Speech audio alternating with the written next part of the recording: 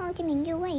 តែអត់បានយើងមកកាត់អ្នកទាំងអស់គ្នាហើយគាត់មានវីដេអូអីកាត់ដែរកាខ្ញុំទៅហ្នឹងខ្ញុំថតតែរូបដោយសារខ្ញុំអត់សូវចេះថតវីដេអូទៅប្រម៉ូបានរូបភាពទាំងអស់ហ្នឹងយកមក record ប្រាប់អ្នកទាំងអស់គ្នាថាខ្ញុំបានទៅកន្លែងណាខ្លះនៅហូជីមីញជាក់ស្ដែងអ្នកទាំងអស់គ្នាខ្ញុំតើដែរមាន plan ទេខ្ញុំមើលទៅតាម TikTok ទេហើយកន្លែងណាដែលខ្ញុំចង់ទៅខ្ញុំមើល TikTok ហើយអីដែលខ្ញុំចង់ញ៉ាំខ្ញុំមើលតាម TikTok ចឹងហើយ TikTok គឺជា guide ដ៏ល្អបំផុតនៃអ្នកទាំងអស់គ្នាហើយនៅនោះមានថា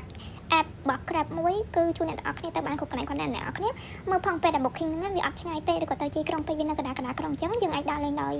សុវត្ថិភាពដែរយ៉ាហើយនៅនោះម្ហូបគាត់ធូរថ្លៃតម្លៃ affordable ហើយមួយទៀតតកតងជាមួយនឹងកន្លែងស្នាក់នៅខ្ញុំ recommend អ្នកនរគ្នាគេកន្លែងណាដែលរៀងតម្លៃសមរម្យតិចបើសិនជាកន្លែងធូរថ្លៃពេកខ្ញុំគិតថាវាអត់សុវត្ថិភាពហើយកន្លែងហ្នឹងវាអត់ស្អាតប៉ុន្តែខ្ញុំទៅលើកនេះមួយបងខ្ញុំអ្នកនរគ្នាគឺ bad experience មែនតើខ្ញុំបុកតម្លៃរៀងសមនិយាយទៅតម្លៃសមរម្យមែនតើប៉ុន្តែខ្ញុំ expect ថាកន្លែងហ្នឹងគឺវាស្អាតវា clean ដូចកន្លែងខ្ញុំទៅពីមុនមកអញ្ចឹងប៉ុន្តែជាក់ស្ដែងគឺអត់ទេអ្នកនរគ្នាវាអត់ clean ហើយរៀងធំក្លិនទៀតអញ្ចឹងពេលអ្នកនរគ្នា booking មកក្រោយឬក៏ booking ហូថែហូជីមីញហ្នឹងអ្នកនរគ្នា review ដោយសារតែខ្ញុំ